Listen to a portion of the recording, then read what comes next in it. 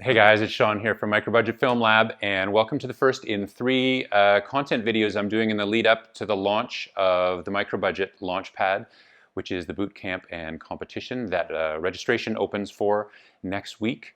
And before we get there, I wanted to deal with a number of the questions that you raised during the survey that I did a couple weeks ago, and a number of issues around creating a microbudget feature-length screenplay.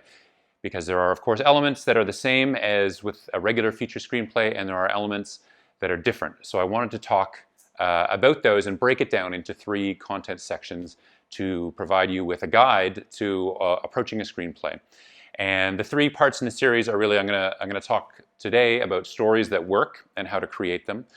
The next video will be about themes and characters and how to come up with those. And finally, structure and planning, which will be about how to create a solid story that can be exciting and move forward within a limited budget, and how to think about a budget, build that in, reverse engineer your script so that it meets your budget and what you can do for that. So the reason why I'm doing this, and the reason why I'm doing the program at all, is because one of the things I've noticed, let me put it this way, every time I post something about what you need to do to create a great micro-budget feature, there's always a bunch of people who always post, oh, you need good sound. It's true, you do need good sound. But you know, the feature-length micro-budget films that I've watched, by and large, the question of sound is not an issue.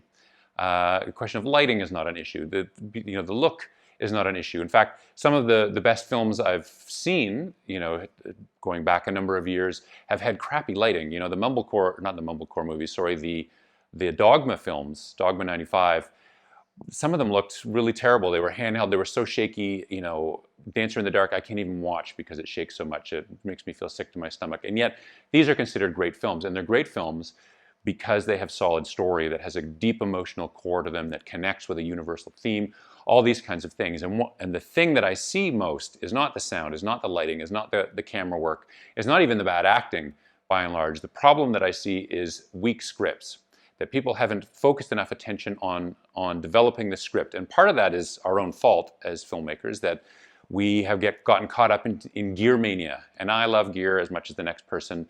I love gadgets and all that kind of stuff. But really, it's not the gear that's going to make your movie, even though you can, make it better, make it look better, get some nice, drone shots, do some green screen if you have that ability, so on and so forth. Really, what's going to make your movie good and make it get noticed is going to be a solid script that's really well written and well constructed. So I believe it's the most important skill that people can learn in terms of making micro-budget features. So that was what kind of motivated me to create the Microbudget Launchpad, to direct people's attention towards that script construction. And I'm, to tell a little bit about me and where I come into this, in case you don't know, in case you haven't seen me talk about this before. I work in development with scripts and have done so for the last almost a decade. I read about 150 scripts a year.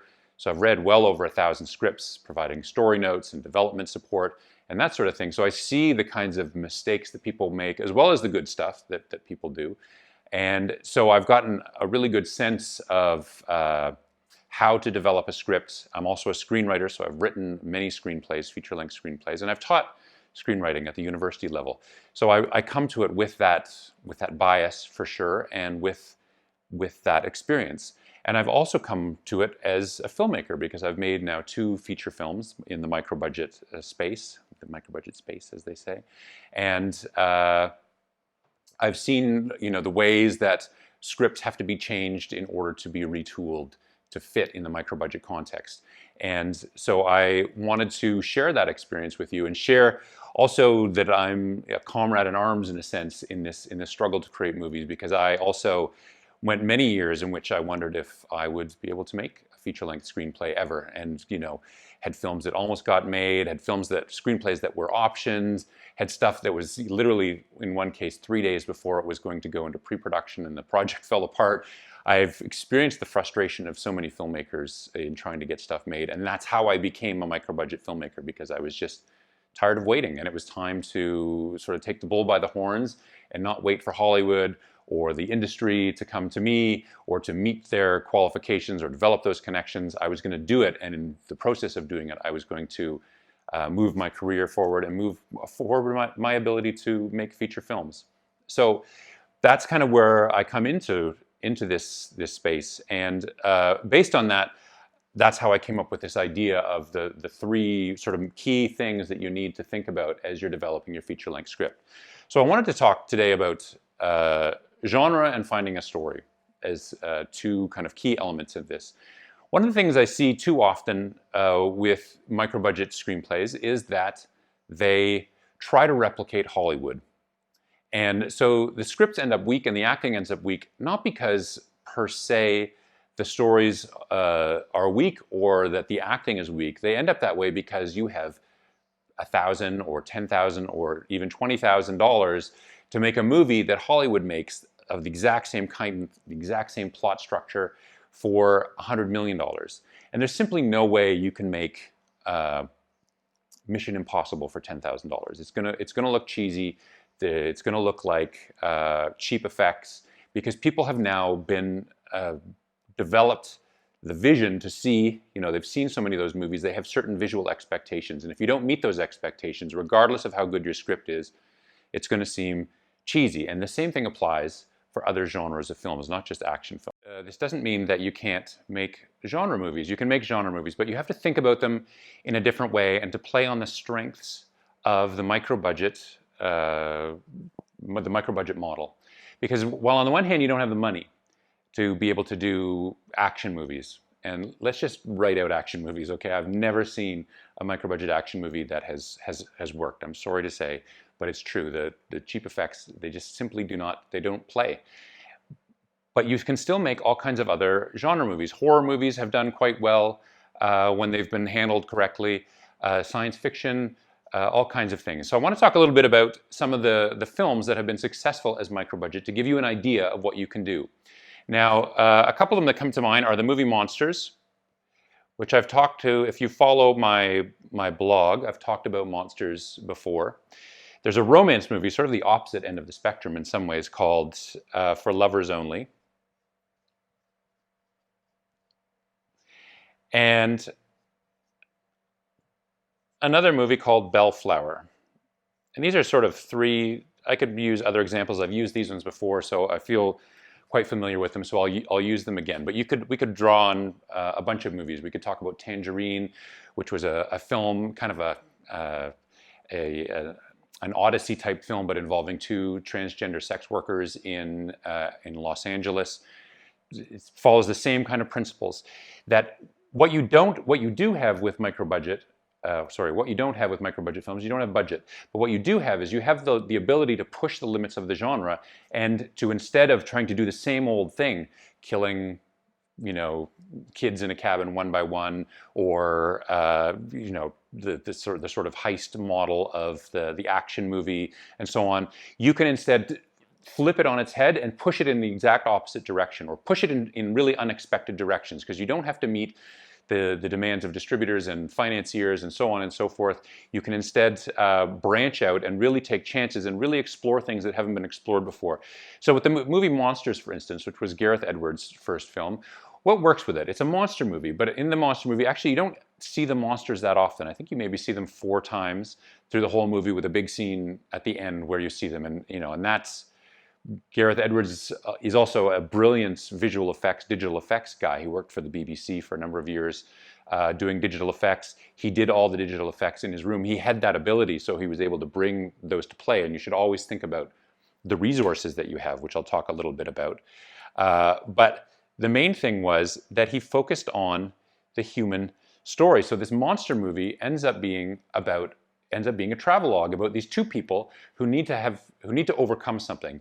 The cynical photographer who needs to find the soul of his art once again as a photographer, and the woman who's wealthy and is doing what she's expected to do in terms of marrying a respectable guy whom she doesn't actually love. And through this journey, they're going to learn to overcome those things. And so the Monsters becomes this amazing backdrop to this story that's about these two people going on a journey, both emotionally and physically, and the actual monsters simply apply pressure on them to keep moving forward, but they don't do what you expect them to do. It becomes a very unexpected, very, very philosophically paced kind of film, which is why it worked and why it was a breakout movie for him. I mean, there was other reasons obviously as well. For Lovers Only is another interesting example because it's a romance film. In some ways, it's a very typical romance film. If you're not into that, you're probably not going to like it. It's a lot of people kissing and drinking coffees and being moony-eyed for each other and so on. But again, they weren't constrained by the conventions of the form, so they didn't have to have two respectable people who meet and go through this courtship process. Instead, you have two people who are cheating on their partners. His wife, he's a photographer who's disillusioned and has lost. There's the theme of photographers coming up here, isn't there? Has lost his inspiration to take photos. I mean, at the beginning, he's literally taking photos of dead pigeons in the street. That's how kind of far he's fallen. And she has lost her passion for her job, where she's a kind of an international model. And these two people who had a relationship many years earlier rediscover each other and have this extramarital affair. And the romance is about an extramarital affair. And what the Polish brothers, who are excellent filmmakers and have made a career out of making films for very little money, do is that they push the romance in the transgressive direction as far as they can, and they maximize the kind of ideas about romance in France, the country of love. They shoot it Nouvelle Vague style, like French New Wave style, with very sharp kind of black and white, almost noirish sort of footage, lots of jump cuts. They really just push as hard as they can on that romance, and they shot it for $0, which is a little bit of a marketing number, but it was super cheap, and that film did amazingly well. And again, it was because they didn't feel constrained to follow what they should have done in terms of constructing a romance, all this thing, about ultimately finding the love and staying together. Instead, they broke those rules and turned it on its head, and that film did very well for them with putting very little money in.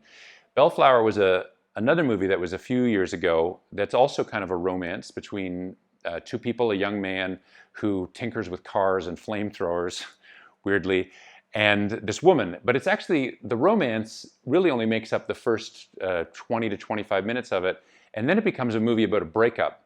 And they don't make it about this guy coming to terms with the breakup exactly, or reconciling with this woman. Instead, it's about the anger of men of a certain age and their inability to grapple with these emotions, and they push it to the limits. And there's a twist at the end, and I don't want to tell you because you really should watch Bellflower. They shot this movie for $17,000, most of which went on the vehicle, because this car blows these crazy 10-meter high flames out the front, and they spent most of their budget on that car actually, and they built their own camera, and they turned that whole production process itself into a marketing device. That they built their own camera with 19th century bellows and a modern sensor. It allowed dust in, so it created this very gritty sort of look to it, but also it had this story which just descends into madness as you go along.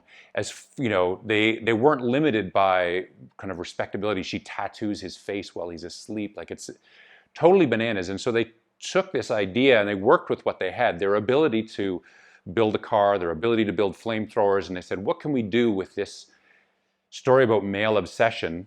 Because we have male obsession, because they're male filmmakers and they're into making flamethrowers, and turn that into a story. And that, again, that film did extremely well for them and got a lot of buzz. And it brings me back to the next element of creating your story, is that you need to think about the resources that you have. So those resources really come in three kind of flavors. There's the resources around skills, resources around locations, and resources around gear. So, if you look at Bellflower, for instance, they had the resources they were tinkerers, and they had all this stuff that they could build with it. They had this car that they could build with it, and they were able to use that gear in that sense, or that special skill, I guess they kind of blend together into creating this amazing story. Gareth Edwards had this skill of digital effects, and he was able to shoot monsters for about $15,000 worth of gear, very small crew, basically him, a sound guy, an editor, and the two actors in Latin America, in Mexico and Central America. And then to do all the rendering and all the digital effects in his space.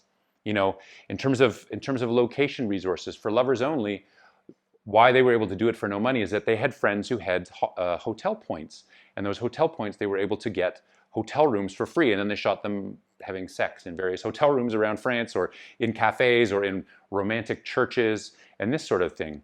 So you need to sit down, and when you're thinking about your story, you need to make a list of the kinds of resources that you have, whether that's you're good at a green screen, or there's an abandoned asylum nearby, or you have certain kinds of equipment, a drone, some kind of Steadicam, things like that. You need to make a list of those kinds of abilities, locations, and gear, and build that into your plan for your movie, because those are the kinds of things that you're going to get for free. It could also include, particular crew, a really great DOP who's a friend of yours, an actor who's kind of well known regionally or locally that you could utilize.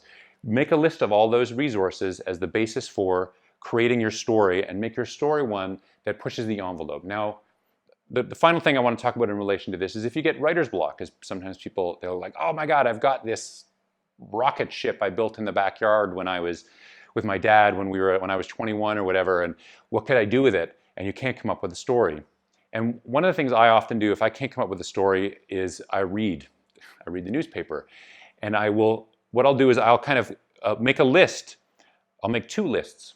On the one list, I will make a list of stories in the newspaper or in magazines and so on that interest me, and they could be from anywhere. They could be human interest stories, they could be international events, they could be science stories, because I'm really into science fiction, and I collect these. I keep them with Evernote, I clip them, and I put them aside for later when I feel like I'm running dry in terms of stories. And I'll make a list of the stories that at that moment are really interesting me. And then on the other hand, if I don't have something to attach it to, I'll make a list of really powerful emotional events in my life. And I'll think, well, not just about the moment of crisis in a sense of the event, when I graduated university, when somebody close to me passed away, when I had a breakup, those kinds of important events. But I'll think about them in terms of the events surrounding them. So I graduated from university. It took me like 9 years, and I kept dropping out and going back and so on. The story is not just the graduation; it's the struggle around that moment. When my father died, I started drinking a lot.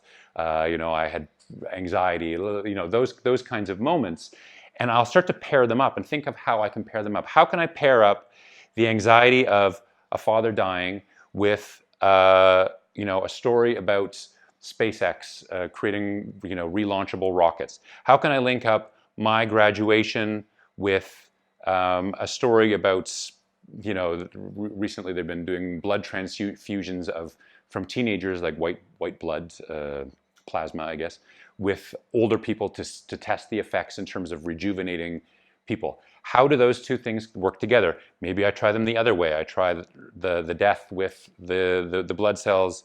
I try the graduation with the SpaceX thing. Finding ways to mix those things, and what you can end up with is really interesting ideas that blend those, and you're kind of forcing together these two ideas, which allows you, rather than just doing it in a high concept way, thinking about, oh, we're going to fly to the moon, we're going to battle zombies on the moon, and then we're going to go off to the sun, and which easily goes into the realm of a world that you can't afford to shoot. Instead, you ground it, and you end up with stories like this that that connect with your resources and connect with emotional stories and stories in the world that are contemporary and relevant to people, and connect up in a way which can help you create really interesting ideas, really interesting hybrid ideas that don't simply conform to the genre norms, and instead create stories that are going to be really awesome when you sit down and write your script. So I hope that discussion helps you out, that when you're sitting down to think about the story that you're going to write for your micro-budget feature, you can now think about 3 elements that you can bring into play with it. The resources that you have on hand, how to turn genre upside down to make it work for a micro-budget project by pushing the limits and not being bound by the story conventions and so on of Hollywood feature films. And thirdly, by, resources, convention, and with ways to come up with story if you get stuck, of course. How could I forget that? So the next episode of this, or the next video that I'll be putting up for you guys, is to look at theme and character arc, because ultimately all these great story ideas that you can generate need to be rooted in a reason for telling the story that connects with people emotionally and connects with their experience. And that's really what theme is about, and that's really what character is about. And so I'm going to talk about that in the next video, and I think that that'll help you out a lot also when you think about how to construct your stories before we get to talking about how to create a solid structure. So I hope you'll tune in for that. If you found this video useful, please feel free to share it with your friends and with your colleagues, and feel free to comment underneath as well. If you have any questions or anything else, I'm happy to engage in conversation and to respond to those. So I look forward now to the next time and the next video, and I'll see you here.